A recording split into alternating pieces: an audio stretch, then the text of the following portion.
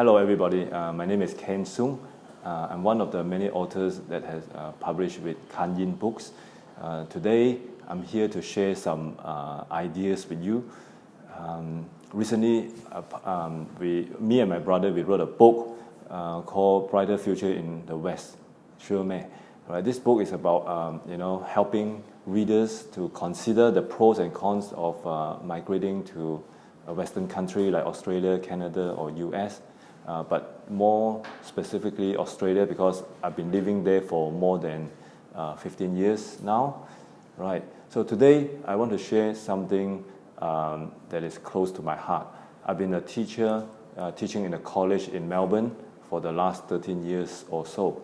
Right. So I teach management at the diploma level, and most of my students are overseas students, international students. So I thought maybe I share something that you guys can apply immediately, right? So if you are going to study in Australia, right, in a university or in a college, I have 6 points that I really like to share with you, right? These are the points that I sometimes share with my students as well in the classroom.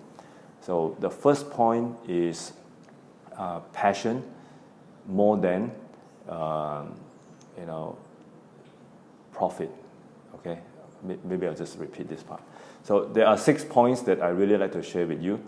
First point is focus on your passion rather than focus on how much income you can generate with the degree that you have when you work.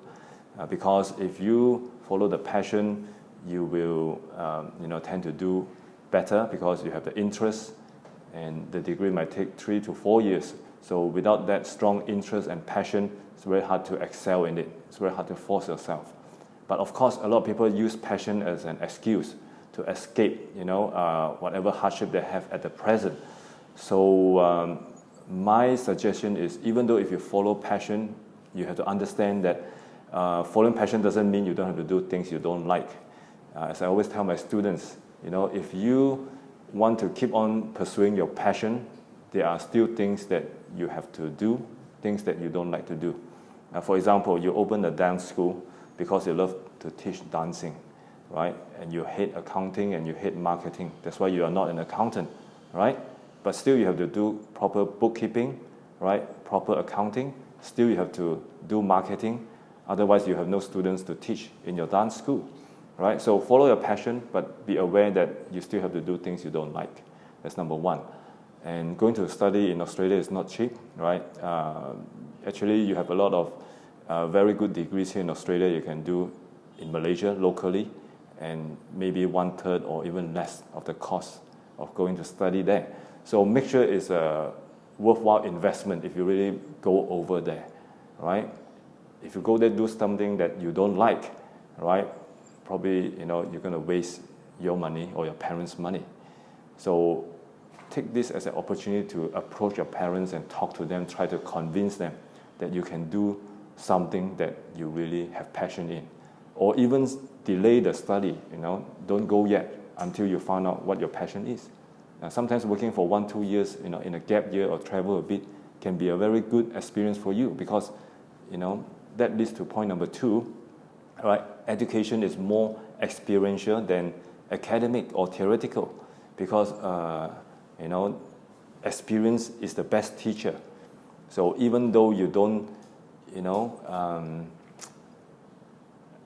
even though in the classroom you've been taught a lot of theories and things like that, but you haven't got a lot of opportunity to apply it. You just memorize them for the sake of passing your exam. You tend to forget after some time, and those time you spend will go to waste. So point number 2 is make it a very enriching experience. If you go study in Australia, meet up with different people, join different activities, sports clubs, debate society and things like that. Don't just go 1 or 2 weeks or 1 or 2 months, attend to those meetings and society activities over the long term, 1 year, 2 years, 3 years, and have different group of friends. Don't just stick around with your own group from your own country, because then you only have one worldview. You want to have as many perspectives as possible to see the world, so that you can see the world much more clearly. So I think that's number 2. You need to have proper experience. Now, point number 3 is really, really practical, really, really actionable. If you are a A grade student, you want to make sure that your assignment can get you A grades, right? If you are a grade C student, make sure you can get grade C in your assignment or in your subject. But a lot of students end up, grade A student can only get grade C or grade B, where grade C student can only get a grade D. The reason is because they don't pay attention to all the little details about assignment requirements, right? So in every school, every college, every university, there is an assignment writing handbook. For example, in Monash Uni, you have this handbook called the Q Manual, right? You can get it from the website, right, and download it in PDF format, But I always encourage students to print out a hard copy from the website, or even go to the bookshop and buy the hard copy of the Q Manual, because they will tell you exactly how to do your referencing, what font size to use, how to write a report, what are the formats for essay, what are the formats for your, reports, and how to do research, how you do the in-text citation, how you write your bibliography or list of references. So all these are very important because you don't want to lose your mark unnecessarily. You can lose your marks for poor contents, right? But you don't want to lose your marks with good contents, but bad formatting, right? So follow that. Make sure you have a Q Manual. It's a good investment. If it's $10, it's the best $10 you ever spend, because you're going to use that for the next 4 years, or however long it may be when you study in that university, right? And another thing I like to share is now that's point number 4. Point number 4 is money is more psychological than it is economic or than it is commercial. So a lot of people say, I might do a course that I don't like, but never mind, because I know dentistry pay very much. I have the money, right? I'm happy, right? But you can't. It's not always the case, between money and passion, or between money and people. If you want to get more money, right, you have to understand the psychology of the people with the money, right? Because money doesn't have legs; they don't walk to you, right?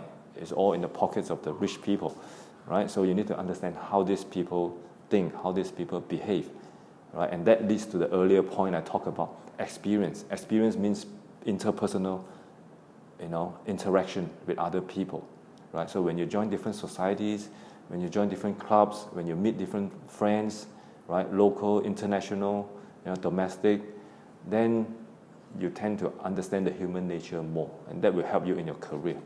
And to make good money, right, it's not only for the love of money, it's for the love of learning about human nature. Understand the person, understand the psychology, then you will get the material reward. So don't be too naive. Young people think, money is the most important thing, not relationship, not people. But I've lived, right, more than 40-something years in my life to finally realize, people is money, money is people, right? You can't separate the two, right? You want the money, you give value to the people. You treat people with sincerity, right? So that will be the best education you ever get, even without going to university, right? Dealing with people, right? That's the best source of education. All right. Now, point number 5. Point number 5 is, I kept on saying that find your passion, find your purpose, right? But when you are 18 years old, when you're 20 years old, it's very hard to understand what drives you, what passion you have, right? What purpose, what kind of calling you have, right? So I'm not asking you to pretend you know what you want when you don't know yourself enough, right?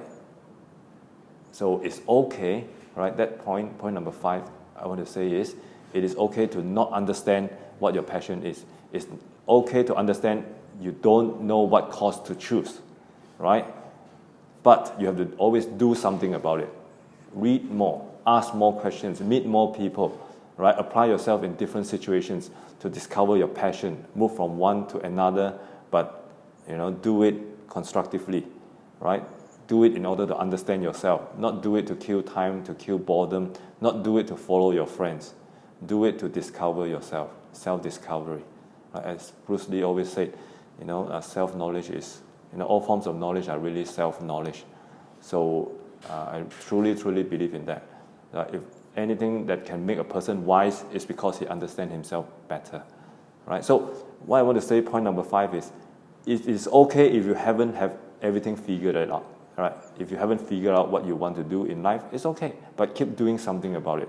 But there's a big difference between people who don't know what they want and they do something about it to find out. No matter it takes 3 months or 3 years, they still always keep searching, all right? And those people who don't know what they want and do nothing about it and not even think about it, right? So I hope young people who don't know what they want yet, right, strive to become the first type of people, right? The first group, not the second group, who doesn't know what they want and still not doing a thing about it, okay? Now, point number 6. Point number 6 is, even if you study there, it could be busy with all your studies or whatever, right? It's always good to get a job, right? Because when you get a job, you have a different level of interaction with people, with your customers, with your employers, with your suppliers. So that will put you into a position of responsibility where you really have to do something because you've been given the responsibility, right? You've been given, a salary to do that job. So you really have to deliver, right? So that is also one way of discovering yourself, finding out your passion, or even finding out your efficiency and your effectiveness, your competency as a staff, right? As an employee. How can people rely on you? And also build up your leadership skills. You might have new staff you need to train, right? Or you need to lead yourself, right? Or you need to motivate yourself as well. So go get a job, right? Even if it is part-time, or even if you don't really need the money, right? So sometimes you have a long vacation, long holiday, or maybe some weekends you can work. McDonald's, Hungry Jack's, good place to work. You might not want to eat the fast food. I know it's not nutritional, right? But you can work there and get the experience. They have very good training, How do you get a job? A lot of people apply job, right, online these days. Like in Australia, you apply jobs from seek.com.au, right? Of course, you can do that, right? But if you want to get jobs and you want to increase your chances, the advice or the suggestion I give to my student is, don't just apply online, all right? Print out the letter, right? Type it out, even cut and paste your photo, full color photo, all right, on top of your cover letter with a resume, put in an envelope, get a stamp, right? Post it to the employers. Why do that? You want to be creatively marketing yourself, right? Low tech as it is, but you really stand out, because nowadays people don't get application letters in hard copies, right? So all they get, in the letters when they open the envelopes are, parking fines, maybe legal letters or invoices, delivery orders, things like that. But this is your CV, so you get, get to stand out from the rest of all the online applications. So there are a lot of ways to, you want to look for a job, give yourself new problem, like looking for a job. Give yourself new problem, like, joining the basketball club, right? Give yourself new problem by, maybe start a podcast there as well, right? It's a good way of, reaching out to the people you want to learn from in whatever industry that you are majoring in the future, right? So these are the 6 things that I always share with my students in the classroom whenever I have time. So I thought, in this sharing, I give you something that, a little bit different from the book, right? And in that book, I hope you can, get hold of a copy as well, right? If you are considering migrating and all that, right? It's really some different perspectives that you can consider. There are 10 points there, right, that you can consider. So I guess that's all from me now, right? Thank you.